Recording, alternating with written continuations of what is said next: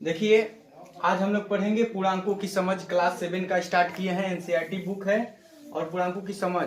तो पूर्णांक से पहले, पूर्णांक होता क्या है, तो पूर्णांक से पहले हम लोग समझेंगे प्राकृत संख्या और उससे इसके बाद हम लोग पूर्ण संख्या, तब पूर्णांक संख्या को समझेंगे ताकि और अच्छा समझ में आ जाएगा। क्योंकि जैसे हम लोग सब्जी बनाते हैं ना, तो सब्जी बनाने से पहले हम लोग मसाला वसाला पीस लेते हैं, या फिर जो मरचा उर्चा होता है, जो भी चीज होता है, हम लोग पहले अपना सामान को इकट्ठा करके तब हम सब्जी बनाना स्टार्ट करते हैं। उसी तरीके से पूर्णांक की समझ को समझने के लिए पहले हम लोग क्या करेंगे, पूर्णांक से पहले प्राकृत संख्या और इसके बाद पूर्ण संख्या, और तब प्राकृत संख्या को, अरे पूर्णांक संख्या को समझेंगे तो और अच्छा रहेगा। तो चलिए हम चलते हैं प्राकृत संख्या। तो देखिए, हम लोग पूर्णांकों की समझ देखते हैं, यानी अंडरस्टैंडिंग ऑफ पूर्णांक। तो पूर्णांक से हम बोले थे पहले समझने के लिए हमको क्या चाहिए, प्राकृत संख्या। और क्लास 7 का रिवीजन एकदम शुरू से चल रहा है हम लोगों का। तो प्राकृत संख्या क्या होता है, तो प्राकृत संख्या को इंग्लिश में हम लोग नेचुरल नंबर बोलते हैं। तो क्या होता है कि गिनती की संख्या को प्राकृत संख्या कहते हैं। कुछ नहीं करना है, बस आंख मूंद के बचो एकदम। गिनती की संख्या को प्राकृत संख्या कहते हैं। हम लोग बिहार से हैं, तनी भोजपुरियो बोल लेंगे, कोनो दिक्कत नहीं होगा। गिनती की संख्या को प्राकृत संख्या कहते हैं। एक बार मेरे साथ बोल लीजिए कि गिनती की संख्या को ही प्राकृत संख्या कहते हैं। जैसे 1 2 3 4 5 डॉट डॉट डॉट, हजारों लाखों करोड़ों, एकदम कतनों चले जाओ, कोई दिक्कत नहीं है, लेकिन शुरू होगा तो एक ही से, क्योंकि गिनती एक ही से ना स्टार्ट होता है।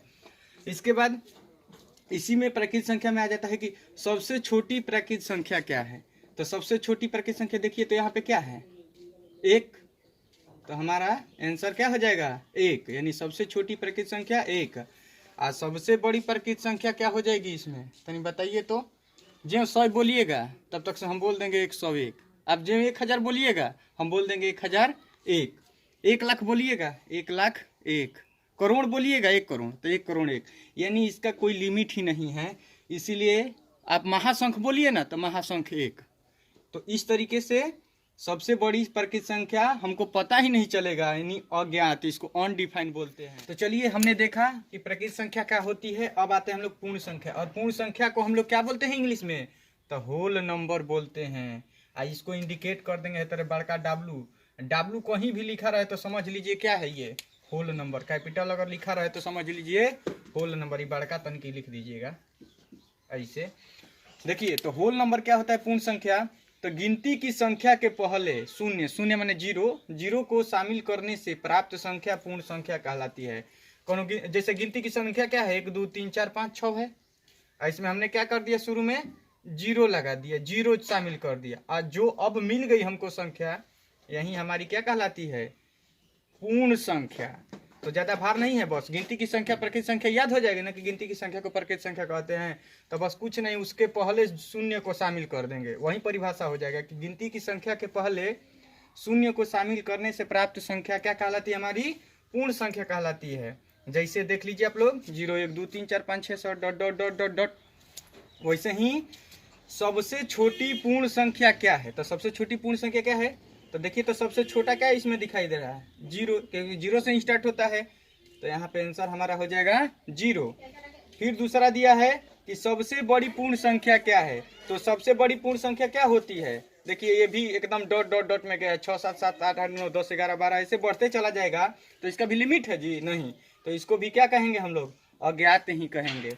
तो कोई भी पूछेगा कि सबसे छोटी पूर्ण संख्या क्या है, तो बताना है 0। और सबसे बड़ी पूर्ण संख्या क्या है, तो बताना है अज्ञात। और कोई पूछ देगा कि पूर्ण संख्या किसे कहते हैं या होल नंबर किसे कहते हैं, बस डायरेक्ट ये बता। हम फाइनली पहुंच ही चुके कि पूर्णांक संख्या की समझ क्या है, पूर्णांक संख्या किसे कहते हैं। हम लोग प्राकृत संख्या समझ चुके, पूर्ण संख्या समझ चुके। अब आते हैं हम लोग कि पूर्णांक संख्या किसे कहते हैं।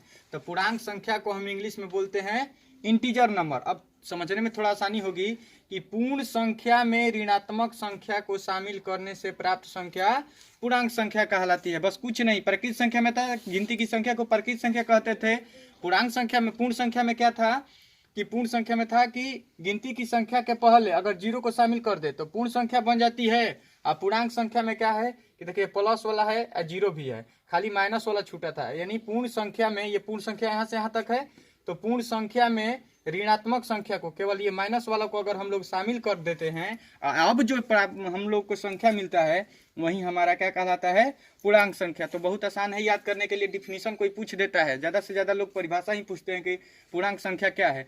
तो पूर्ण संख्या में ऋणात्मक संख्या को शामिल करने से प्राप्त संख्या पूर्णांक संख्या कहलाती है। जैसे -4, -3, -2, -1, 0, 1, 2, 3, 4, 5, ये भी डॉट डॉट और ये भी डॉट डॉट, यानी ये इधर जितना छोटा होता जाएगा और ये इधर बढ़ता जाएगा।